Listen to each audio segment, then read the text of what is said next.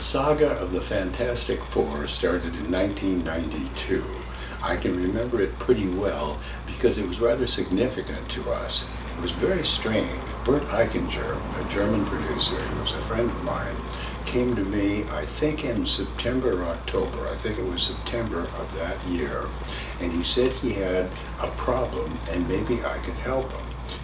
He had an option to make a film from the comic book, and he prepared a screenplay. The problem was the budget for the picture was $30 million, and he didn't have $30 million, and the option was due to expire on December 31st.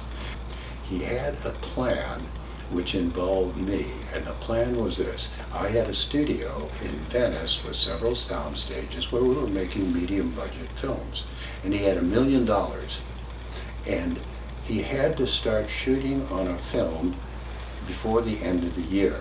So he asked me, can you and your guys at the studio make this picture, this $30 million picture, for $1 million and start before the end of the year? And I just remember, it was on a Friday. And I said, let me give it to the guys at the studio. They can work on it over the weekend. Let's meet Monday morning and I'll tell you if we can do it.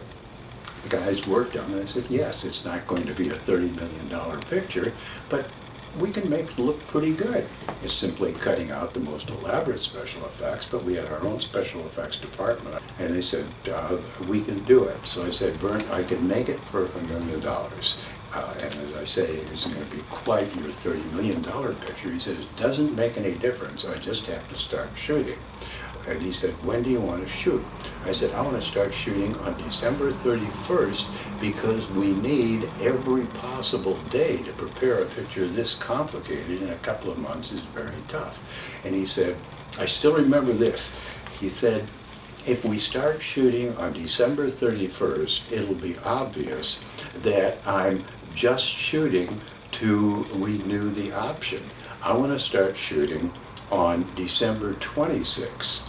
And I said, Bernd, it's going to be obvious that we're shooting just to pick up the option anyway. What's the difference? And I need every day. I think we compromised on December 28th or 29th, and we started shooting.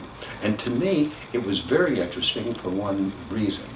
The theatrical market was fading for low-budget pictures, and I anticipated what eventually did happen. It eventually ended. Almost no low-budget pictures get a full theatrical release anymore. But we were still getting releases, but we weren't making any money. And I was to release the film. The deal he made with me was this. He would give me 90 days after the picture was finished.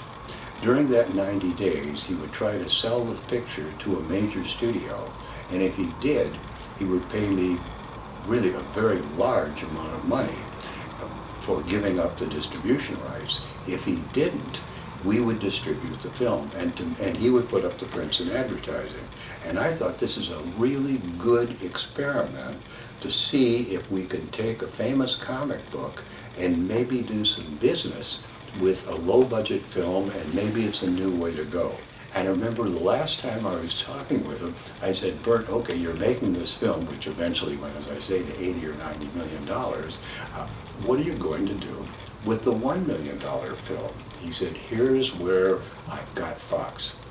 I'm going to distribute the big budget film, and we assume it'll be a big success.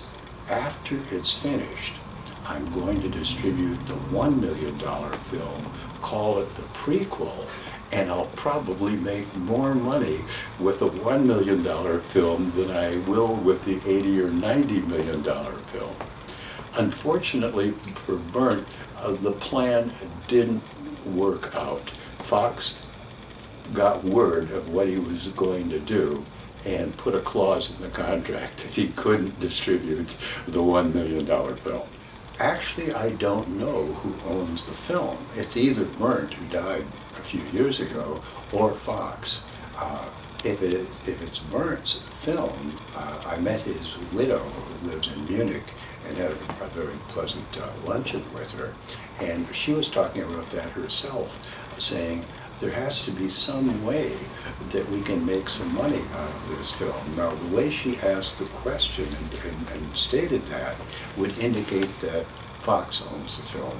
And I think Fox is just going to bury the film. They don't want a $1 million Fantastic Four coming out. In a way, you can say that this was one of the most successful $1 million pictures ever made, because 20th Century Fox and Burnt made hundreds of millions of dollars. So you can say this is a $1 million film that made a profit of hundreds of millions of dollars. It's interesting to me that a documentary about this is being made 20 years or so after the film. I think it's the unique circumstances.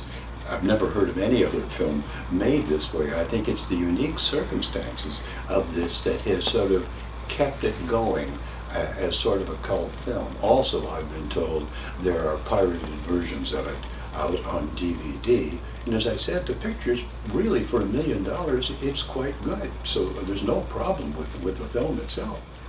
The Academy Award-winning screenplay writer William Goldman once wrote about Hollywood, "Nobody knows anything." And he was partially correct. I would modify that to say nobody knows everything. And nobody knows what that picture would have done. I had no idea myself. I assumed that it would do at least reasonable business. I felt this is a pretty good picture. It's from a famous comic book. We're going to do some business. I would hope that it would be spectacular business, but hopes have been dashed before. But I do think we had a very good chance.